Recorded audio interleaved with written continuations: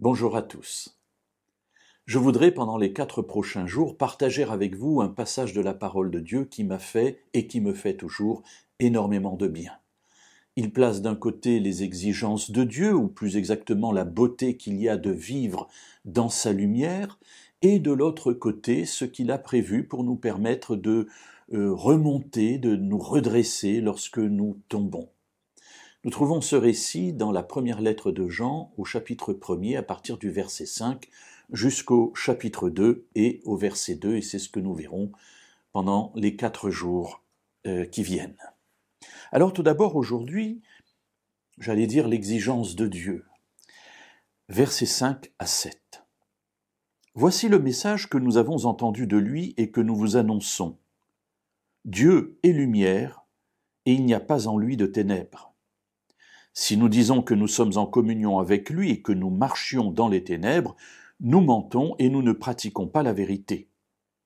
Mais si nous marchons dans la lumière, comme il est lui-même dans la lumière, nous sommes en communion les uns avec les autres, et le sang de Jésus, son Fils, nous purifie de tout péché. Alors voilà effectivement ce que j'appelle l'exigence de Dieu, c'est-à-dire que Dieu est lumière, et il n'y a pas en lui de ténèbres. Nous, parfois, nous marchons dans la lumière, mais parfois aussi nous marchons dans les ténèbres, et les ténèbres, parfois, nous attirent. Donc, évidemment, Dieu, c'est différent.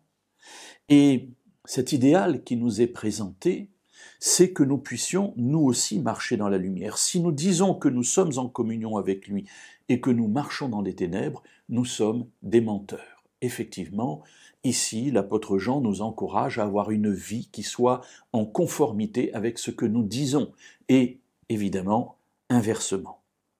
Mais si nous marchons dans la lumière, dit-il, comme il est lui-même dans la lumière, et regardez cette conformité qu'il y a entre celui qui marche dans la lumière, l'être humain, conduit par Dieu, et Dieu lui-même qui est dans la lumière. Dieu lui transfère en quelque sorte cette qualité extraordinaire de pouvoir, à un moment donné de sa vie, marcher lui aussi dans la lumière.